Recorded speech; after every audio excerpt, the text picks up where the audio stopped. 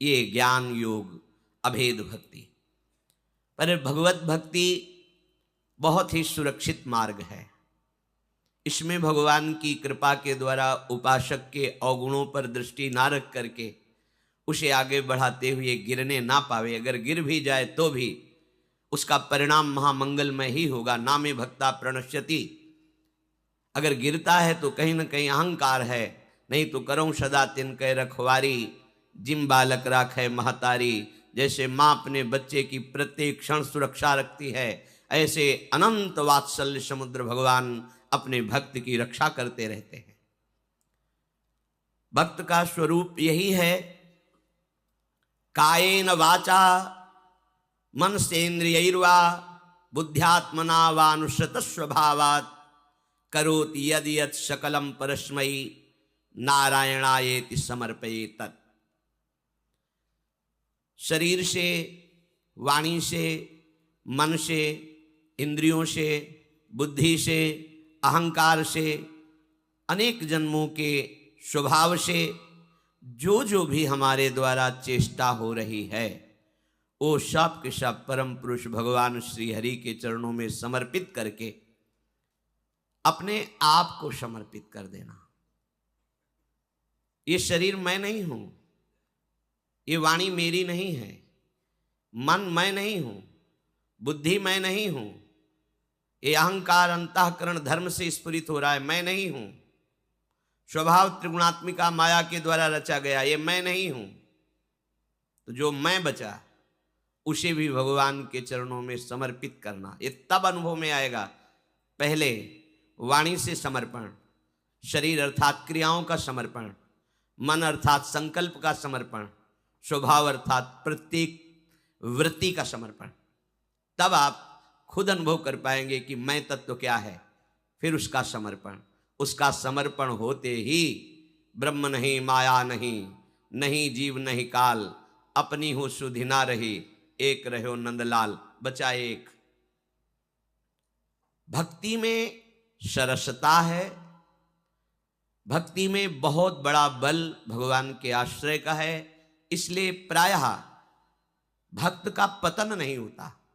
किसी कारण से यदि वासनात्मक वृत्ति कुसंग से कोई ऐसी चेष्टाएं बनने लगे जो भगवान के प्रतिकूल हैं, भगवद आज्ञा की विरोधी हैं, तो भी उसका पतन नहीं होता।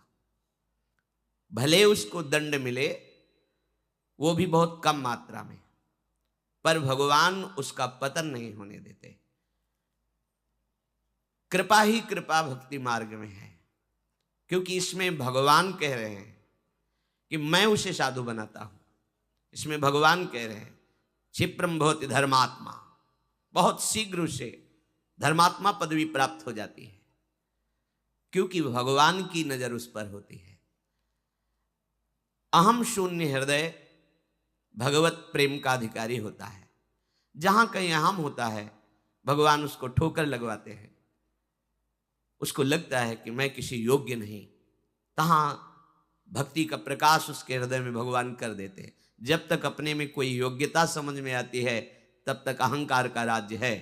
और जहां असरण भाव आया, जहां अपने में अयोग्य भाव आया, उसी समय भगवान अपनी शरणागति का दिव्य प्रभाव उसके हृदय में प्रकाशित कर देते हैं। अपना हृदय प्रभु के चरणों में पूर्ण समर्पित हो जाए, इसी के लिए भगवान ने कहा सततम कीर्तयन्तो माम यतन्तश्च दृढ़व्रताः नमस्यन्तश्च माम भक्त्या नित्ययुक्ता उपासते। जो सतत मेरा नाम जप करता रहता है। सतत शब्द की कई दिन से चर्चा हुई कि सतत वही कर सकता है जिसका केवल अपनापन प्रभु से है। मेरे तो गिरधर गोपाल, दूसरो न कोई। अब जब दूसरा उसकी मान्यता में ही नहीं, तो फिर चिंतन किसका होगा? केवल श्री भगवान का होगा। दूसरा जो कोई भी दृष्टि में आ रहा है वो मेरा प्रभु ही है, ऐसी भावना से निरंतर भगवत चिंतन बनता है। चाहे हम बाहर देखें या अंतःकरण की वृत्ति में देखें, जब कोई वस्तु व्यक्ति स्थान आ रहा है तो मेरा प्रभु ही है, तो निरंतर भजन बन रहा है। अगर प्रभु से विलग भाव है तो फिर भजन में वही विघ्न बनता है। उपासक सर्वान वस्तुतया निरीक्ष परम स्वाराध्य बुद्धिर्मम, सब जगह अपने आराध्य देव की भावना करके निरंतर भजन परायण रहता है। भक्त्या कीर्तयन्तो माम, मेरे जो भक्त होते हैं वो प्रेम पूर्वक केवल मेरा ही यश गान करते हैं। अगर आप किसी व्यक्ति की स्तुति करेंगे तो वहीं आपके मुख से किसी की निंदा निकलेगी निकलेगी। इसीलिए गुण की स्तुति और अवगुण की निंदा ये भक्तजन नहीं करते। तात सुनहु मायाकृत गुण और दोष अनेक, गुण या उभय न देखी, देखी सो अविवेक। किसी व्यक्ति की प्रशंसा करना या निंदा करना ये दोनों अज्ञान का लक्षण है। हम किसी व्यक्ति के गुण देख करके तत्काल भगवत भाव में आए, इसमें जो गुण है वो श्री भगवान ने ही से प्रदान किया है, वस्तुतः ये भगवत स्वरूप ही है। अगर दोष दिखाई दे रहे तो ये भगवान की तमोगुणी रजोगुणी लीला है, वस्तुतः शुद्ध बुद्ध परमात्म तत्व ही इसमें विराजमान है। वो गुण दोषों की चर्चा नहीं करता।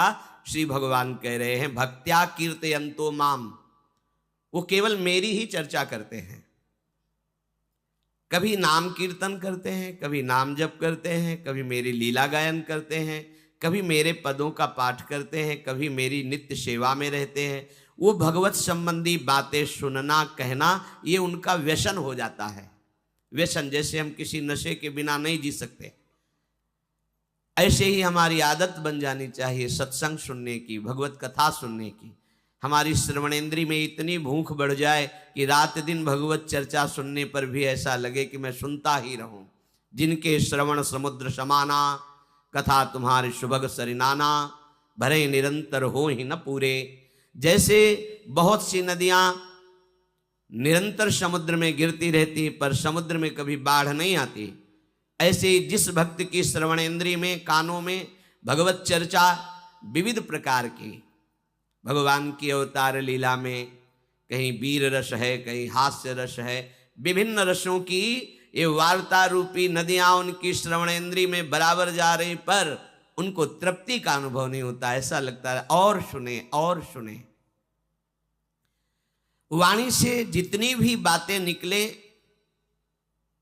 वो भगवत संबंधी, तो एक दिन ऐसा होगा कि आपकी हर बात स्तोत्र बन जाएगी।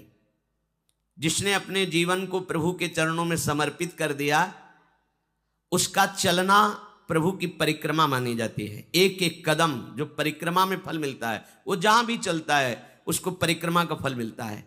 वो जो भी बोलता है वो स्तोत्र का फल उसे मिलता है। वो जब शयन करता है तो समाधि का फल उसे प्राप्त होता है, जो भगवत समर्पित हो गया है। संचारा पदयोः प्रदक्षिण विधि स्तोत्राणि सर्वागिरौ, यद्यत कर्म करोमि तत्तदखिलम संभो तवाराधनम। जो भी उससे चेष्टा होती है वो सब भगवान की प्रसन्नता का हेतु हो जाती है, क्योंकि उसने अपने आप को भगवान के चरणों में समर्पित कर दिया। ऐसा भजन अपनी अहम वृत्ति से कभी नहीं हो सकता। यही भगवत प्राप्ति का सहज स्वरूप है। क्या? अपने को जब समर्पित कर दिया तो हमारी वाणी से जो कुछ निकलेगा वो सब भगवत स्तोत्र माना जाएगा। हमारे चरण जहां चलेंगे वो परिक्रमा मानी जाएगी। हमारे शरीर से जो चेष्टा होगी सब भगवत सेवा मानी जाएगी। हमारी नींद भी समाधि में गिनी जाएगी। क्योंकि वो भगवत समर्पित है, उसकी प्रत्येक चेष्टा भागवतिक होगी। जब हम प्रभु से अपनापन ना करके साधना करते हैं तो उसका ब्रह्मलोक तक फल मिलता है, पर फिर आना पड़ता है मृत्युलोक में। और जब हम अपने आप को प्रभु को समर्पित कर देते तब शुद्ध भक्ति का प्रादुर्भाव होता है। नमस्यंतश्च, क्योंकि वो भक्त प्रतिपल नमस्कार करता रहता है। उसमें दिव्य जब सद्गुण आते हैं और उन सद्गुणों का सम्मान होता है तो प्रभु का दुलार देखता है, कितना दुलार करते हैं प्रभु। और जब भगवत विधान से प्रतिकूलता आती है तो उसमें कृपा को देखता है, दोनों में मस्त रहता है। अनुकूलता ही तो दुलार दया का अनुभव करता है, और प्रतिकूलता ही तो कृपा, विशुद्ध कृपा। प्रतिकूलता विशुद्ध कृपा का अनुभव करता है। प्रतिकूलता हटाने का उद्योग नहीं करता, भगवान के द्वारा दी हुई प्रतिकूलता मेरे किसी मलिनता का मार्जन कर रही है। कड़वी औषधि है पर सिद्ध औषधि है, ये निश्चित मुझे भगवत अनुराग प्रदान करेगी। प्रतिकूलता रूपी औषधि भवरोग की अचूक दवा है उनके लिए जिनको सदवैद्य रूपी सदगुरु हरि मिल गए हैं, हरि का आश्रय मिल गया है। नहीं तो प्रतिकूलता में सब दुखी और जलते रहते हैं। सतताम माम उपासते, मेरे प्रिय दो प्रकार के भक्त होते हैं। एक होते हैं भगवान का भजन करके भगवान से प्यार करना चाहते हैं, और एक होते हैं जिनका भजन स्वयं भगवान करते हैं और भगवान प्यार करते हैं। भरत सरिस को राम सनेही, जग जप राम राम जप जेही। जिसने अपना जीवन प्रभु के हवाले करके आंसुओं से भिगोते हुए नाम सुमिरन करता है, तो जैसे आप प्रभु का सुमिरन करते हैं ऐसे प्रभु आपका सुमिरन करते हैं। प्रभु आपसे अनंत गुना आपको प्यार करते हैं। भगवान कह रहे हैं मेरे प्रिय भक्तजन जो अनन्य हैं वो एक क्षण भी मेरे से बिलग नहीं रहते। उनका खाना पीना, सोना जागना, व्यापार करना, खेती करना, साधारण व्यवहार की क्रियाएं करना, वो सब मेरे लिए करते हैं, मेरे स्मरण में रह करके करते हैं, मेरा स्मरण करते हुए करते हैं। उनकी लौकिक पारमार्थिक व्यवहारिक क्रियाएं केवल देखने में भेद हैं, पर वो सारी क्रियाएं मेरी प्रसन्नता के लिए होती, इसलिए वो सिद्ध साधन बन जाती है। कितना बढ़िया बात है। चाहे वो खेती करना हो, व्यापार करना हो, नौकरी करना हो, व्यवहारिक क्रियाएं हो, जब हम प्रभु के हो गए तो हमारी सारी क्रियाएं प्रभु के लिए हो रही, तो हमारे प्रभु की प्राप्ति की वो साधना बन गई। हम समझते हैं केवल माला चलाना ही साधना है, नहीं, सब साधना हो जाती है जब हम प्रभु को समर्पित हो गए। ये है विशुद्ध भक्ति का मार्ग। अब आगे जो वर्णन कर रहे हैं वो प्रभु अभिदात्मक वृत्ति का वर्णन कर रहे हैं। ज्ञान यज्ञेन चाप्यन्ने यजन्तो मामुपासते एकत्वेन पृथक्त्वेन बहुधा विश्वतो मुखम। हे अर्जुन, कुछ उपासक ज्ञान यज्ञ के द्वारा मेरी आराधना करते हैं और अभेद भाव से, एक ही भाव से, मैं ब्रह्म हूं, इस भाव से वो मुझे प्राप्त होते हैं। अभेद स्थिति ये मार्ग है, ऐसा नहीं कि जीव कभी ब्रह्म हो सकता है क्या। तो जीव बना कैसे? देहाभिमान के कारण उसे जीव कहा गया, नहीं तो ब्रह्म रूप तो है ही वो। पूर्णमदः पूर्णमिदं पूर्णात् पूर्णमुदच्यते पूर्णस्य पूर्णमादाय पूर्णमेवावशिष्यते। उस परब्रह्म पूर्ण परमात्मा का अंश भी पूर्ण परमात्मा है। भूल गए हैं अपने स्वरूप को, इसलिए हम अपने को स्त्री पुरुष मानने लगे, नीच उत्तम अधम मानने लगे, फिर जीव कहा गया। ये भगवान कह रहे कुछ ऐसे महाभाग्यशाली उपासक हैं जो ज्ञान यज्ञ के द्वारा अभेद भाव से मेरी आराधना करके एकत्व को प्राप्त होते, मेरे स्वरूप में स्थित हो जाते हैं, अर्थात मैं ही उनकी आत्मा हूं, वो आत्मस्वरूप से मेरा अनुभव कर लेते हैं। बड़ा भावुक प्रसंग है। भला कोई माता अपने पुत्र को वैरागी बनाने की सोचे, ये तो कोई बिरला ही माता होती है। और वैरागी वो भी ज्ञान पथ का। ज्ञान पंथ कृपान के धारा परत खगेश लगे नहीं बारा, ये बहुत ही कठिन मार्ग है ज्ञान मार्ग। भक्ति में तो भगवान का आश्रय है, लेकिन ज्ञान में चूंकि अभेद भाव से उपासना है तो किसका आश्रय है? जरा सी चूक हो ये गिर गया। इसीलिए भगवान ब्रह्मा जी ने जब श्री कृष्ण चंद्रजू की स्तुति की तब कहा है कि मैं बड़े बड़े को ऊपर से नीचे गिरते हुए देखा है, क्योंकि उसमें किसी और का सहारा नहीं होता, अपने ही भाव से चलना होता है। अगर डिग गए तो गए, नष्ट हो गए। और भक्ति में ऐसा नहीं, गिरे भी तो हरि की गोद में। नामे भक्ता प्रणश्यति, जन अवगुण प्रभु मान न काऊ, आहा दीन बंधु अति मृदुल स्वभाव। ऐसा करुणामय स्वभाव प्रभु का है कि अगर भक्त से चूक हो जाए, गिर जाए, पतित हो जाए तो उसे पतित होने नहीं देते, बचा लेते हैं या फिर अपनी गोद में रखते हैं। राहत न प्रभु चित चूक किए की, करत सुरत सै बार ही की। मंदालसा नाम की एक परम ज्ञानी स्त्री स्वरूप में ऐसी, जो बड़े बड़े परमहंसों ने सम्मान किया है इनका, मंदालसा जी। इनका ये व्रत था कि अगर मेरे गर्भ में संतान आएगी तो उसे परमहंस बनाऊंगी, कदापि संसार में नहीं फंसने दूंगी। हैं ऐसी माताएं हैं, पर बहुत कम हैं। एक माता के वचन हमने सुने, उन्होंने कहा मैं पढ़ लिख करके, वो जो पढ़ाई में अच्छे जाते हैं, हाँ गोल्ड मेडल प्राप्त किया है, सब ऐश्वर्य है, सब कुछ है, लेकिन सब फीका है। ये सब किस काम में आएगा? अब मेरा जीवन प्रतिपल मृत्यु की तरफ जा रहा है, क्या ये गोल्ड मेडल काम करेगा? क्या ये हमारी पढ़ाई लिखाई काम करेगी? क्या ये धन संपत्ति काम करे? मैं अपने बच्चों को अब उस मार्ग में जाने ही नहीं दूंगी, कुछ भी हो। यद्यपि पिता का ऐसा भाव नहीं था, पर माता ने हठ कर लिया कि स्वयं बैराग्नी बनूंगी और अपने बच्चों को बैराग्य। मैं किसी अंधविश्वास से नहीं चल रही हूं, पढ़े लिखे हूं, सब ऐश्वर्य है, सब सुख संपत्ति है, पर मुझे वो सब काटने दौड़ रही है। मेरा जीवन व्यर्थ गया, जान रही हूं, अब मुझे भगवत मार्ग में चलना, जो जीवन बचा भगवत मार्ग। कैसे? सब सुख सुविधाएं हैं, सब जो लोक में मांग होती है उसके पास सब है। वाह, यह है भगवान की कृपा। मंदालसा जी ने ये मन में ठान रखा था, क्योंकि वो स्वयं ज्ञानी महापुरुष थी। ये भगवत भक्ति, ये ज्ञान, ये परम पद कोई शरीरों के अनुसार से नहीं कि वो स्त्री है वो पुरुष है, ऐसा नहीं। ये तो कपड़ा है, शरीर। मंदालसा जी ने मन में निश्चय किया कि स्त्री शरीर है तो गर्भ में आएगा, और जो गर्भ में बालक आएगा उसको मैं संसार में टिकने नहीं दूंगी, उसे परम ज्ञानी महात्मा बनाऊंगी। जब ब्याह हुआ तो राजा इनके पति हुए। कुछ समय बाद विक्रांत नाम का पुत्र प्रकट हुआ, जिसका नाम विक्रांत रखा गया। जब वो प्रकट हुआ तो राजमहल में हर्ष मनाया गया। ऋतध्वज इनके पति का नाम था। बालक रो रहा था और हर्ष मनाया जा रहा था, तो हंसी मंदालसा। तो राजा ने कहा, इस समय की हंसी हमारी समझ में नहीं आई।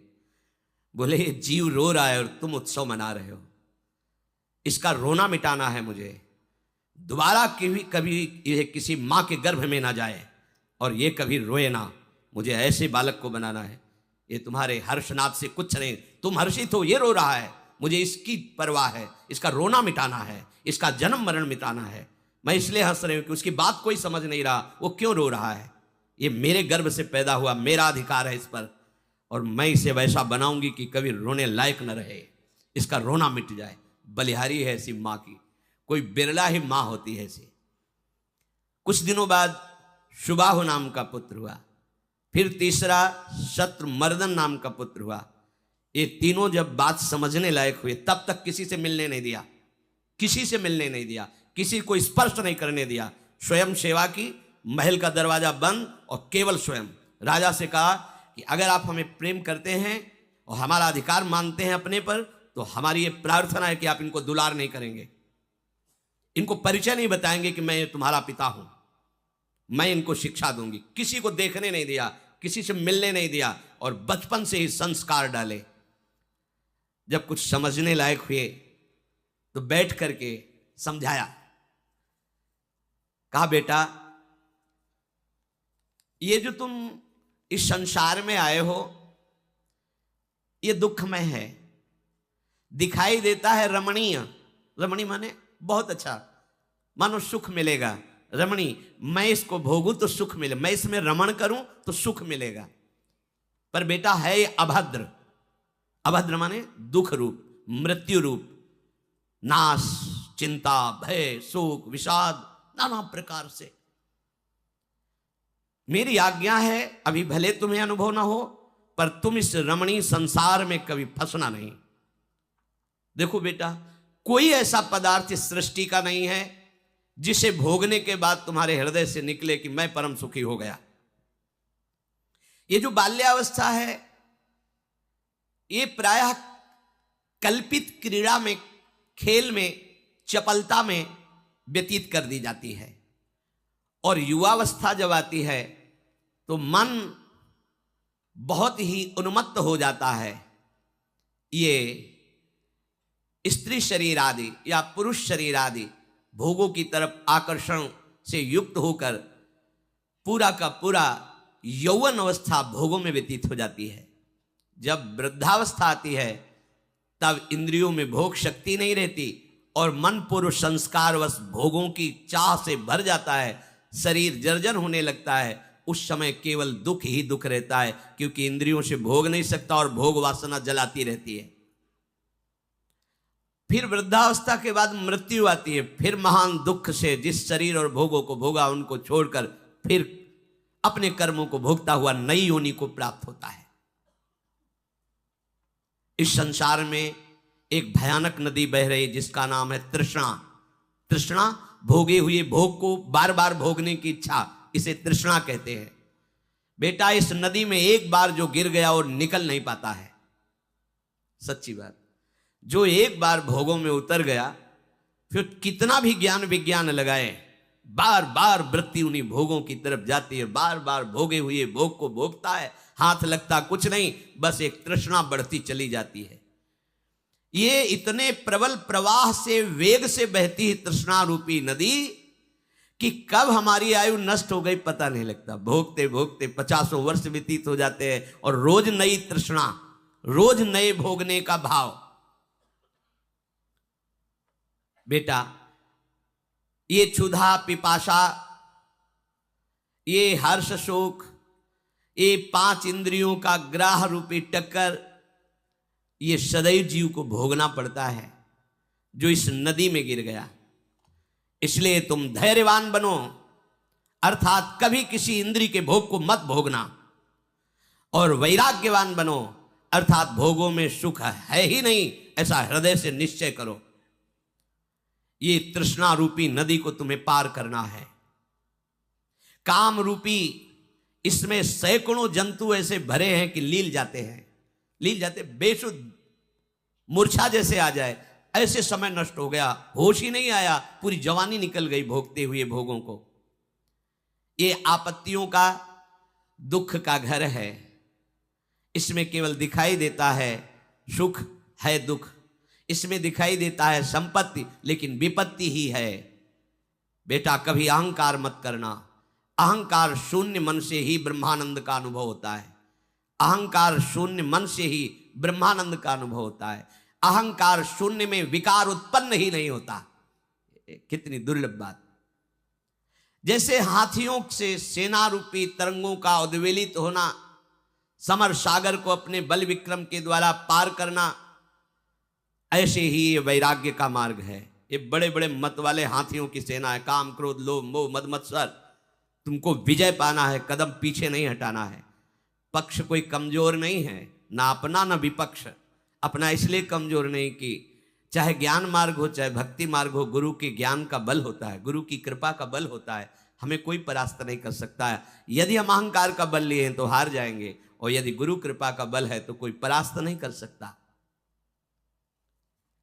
अपने बेटों को समझाया कि ये जो कुछ तुम्हें दिखाई दे रहा है दृश्य जगत, ये बिल्कुल नाशवान है, ये टिकने वाला नहीं है। नहीं है फिर भी दिखाई दे रहा है। कैसे? जैसे कोई स्वप्न में देख रहा है कि मैं राजा हो गया, मेरी इतनी संतानें हो गई, मेरा इतना वैभव है, बिल्कुल सत्य भास रहा है स्वप्न में। लेकिन जगह तो ना राज्य था, ना राजा था, ना संतानें थी, ना सुख था, कुछ नहीं, कुछ नहीं। स्थूल शरीर पड़ा हुआ है, सूक्ष्म शरीर से चेतना में मन केवल रच रहा है। एक मन ही होता है स्वप्न में, दूसरा कुछ नहीं। वही शत्रु बन जाता है, वही मित्र बन जाता है, वही जगत बन जाता है, वही सब सुख संपत्ति भोग दुख आदि सब कुछ वही बन जाता है। और जब जगे तो कुछ नहीं था। सच्ची मानिए, जिस दिन तुम्हें ज्ञान हो गया उस दिन देखोगे एक प्रभु के सिवा कुछ नहीं। जैसे एक मन के सिवा कुछ नहीं था स्वप्न में। कितना भी भोजन पालो, कितना भी कोई चाकू मारे, एक बूंद खून नहीं। जब जगोगे तो स्वस्थ। ऐसे ही तुम्हारी आत्मा का कोई भी छेदन भेदन नहीं कर सकता। ये शारीरिक जो राग है, ये मोह के कारण है। मोह को नींद से जोड़ा गया है। मोह निशा सब सुवन। मोह रूपी नींद में हम स्वप्न देख रहे, देखे स्वप्न अनेक प्रकारा। इसलिए तुम तेजस्वी बनो। ये जितना भूमंडल देख रहे हो अंत में राख का ढेर बन जाएगा। ये महाभयंकर संसार का स्वरूप है।